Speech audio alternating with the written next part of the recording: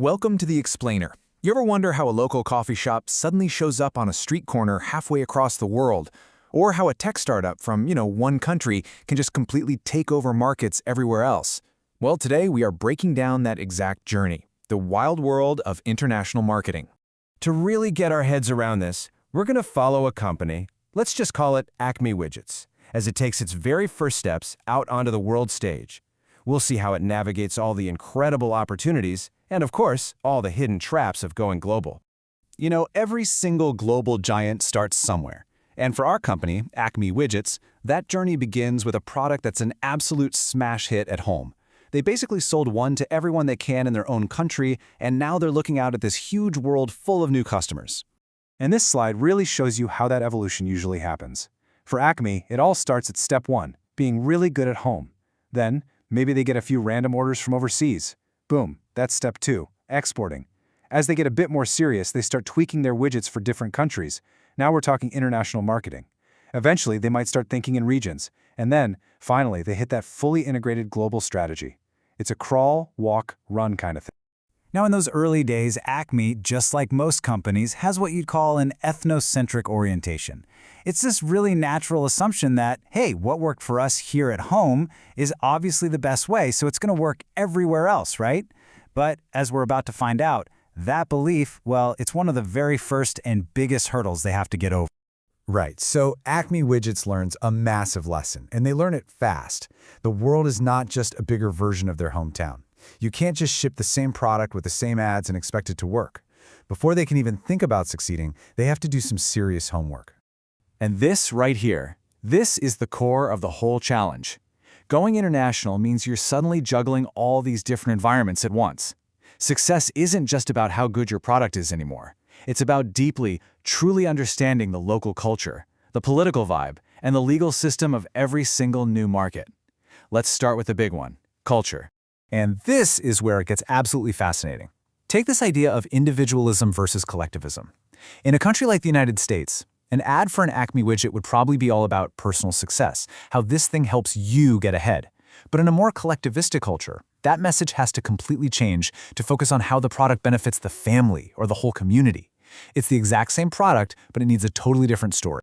Then there's this concept of power distance. Okay, so if Acme runs an ad in a high-power distance country, showing a boss praising the widget could signal authority, quality, But in a low-power distance country, that same ad might just come off as arrogant and out of touch.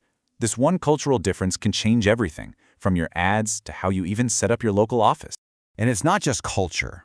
Acme has to basically become an expert in completely different legal systems. So in a common law country, all their contracts are going to be based on how judges ruled in the past. But in a civil law country, those contracts have to line up perfectly with a detailed legal code.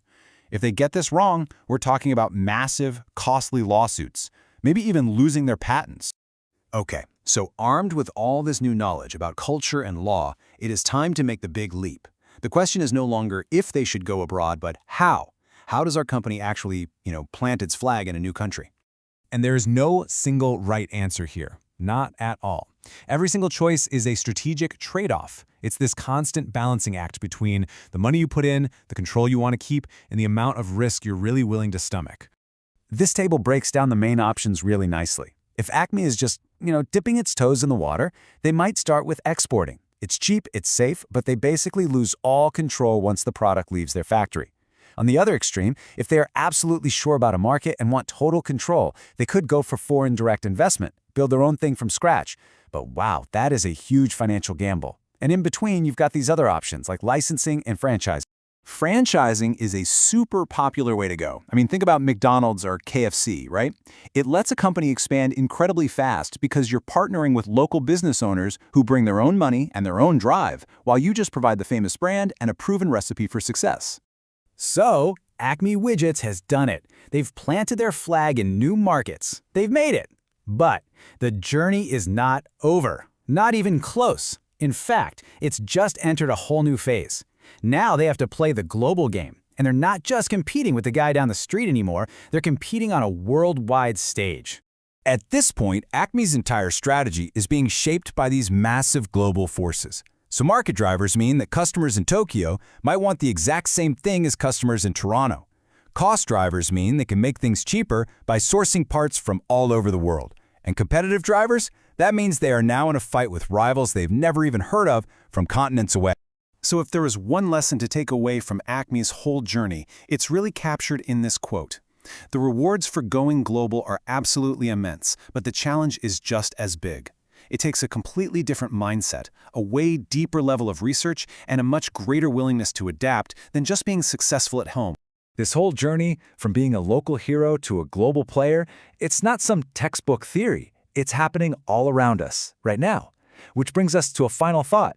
Think about a really successful brand in your own country. What would it actually take for them to make this leap? And what kind of crazy challenges do you think they'd face?